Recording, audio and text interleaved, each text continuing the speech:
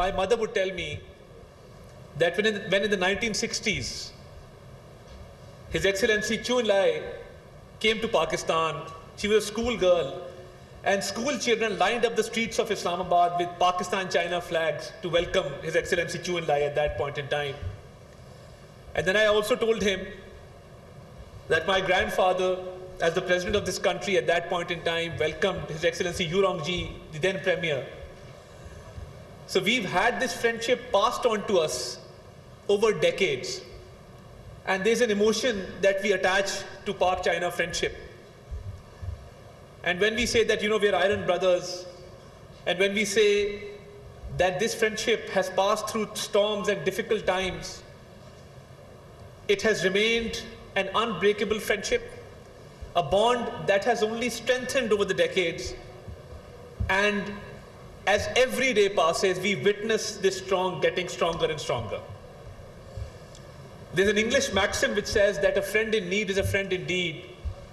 But China has proven it to be wrong, because when you say all weather, whether we were in need or not, China always stood by Pakistan in good times and bad times. Having said that,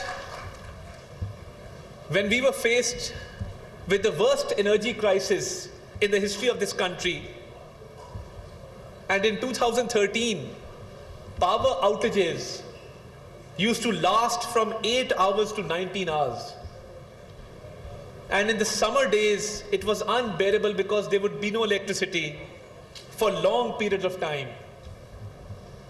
And I asked an economist if they were able to quantify the economic loss that the country suffered because of these power outages, and I got a response that the economic loss due to load shedding and due to power outages was 500 billion rupees a year.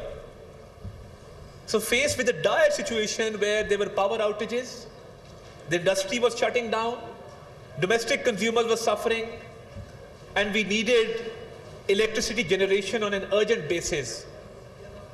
That is when, under the One Belt, One Road initiative of His Excellency Xi Jinping, we had the Pak-China Economic Corridor, and we had CPEC projects coming up in the form of Saiwal coal power plant. We had CPEC projects coming up in the form of Thar coal, the Karachi port energy project.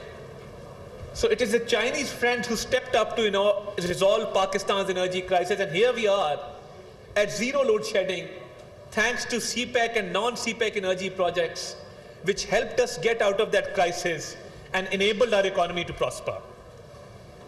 Whether you see the growth rate in 2018, the journey of success from 2013 to 18 was mainly because China helped Pakistan restructure its energy sector by bringing in good energy projects, whether they were nuclear energy, whether it was coal energy, whether it was hydro energy, whether it was solar energy, or this Qaid-e-Azam solar park in Bahawalpur. All forms of energy was brought in, and the Chinese friends taught Pakistan that the energy crisis can be resolved through technological innovation, through different diversifications, and through restructuring the energy sector. And here we are today, again on a growth tangent. In 2018, our growth rate was 5.8%. Inflation was at 4%. And today again, as I stand here before you today, our inflation has gone down to 6.9%. Our policy rate is decreasing.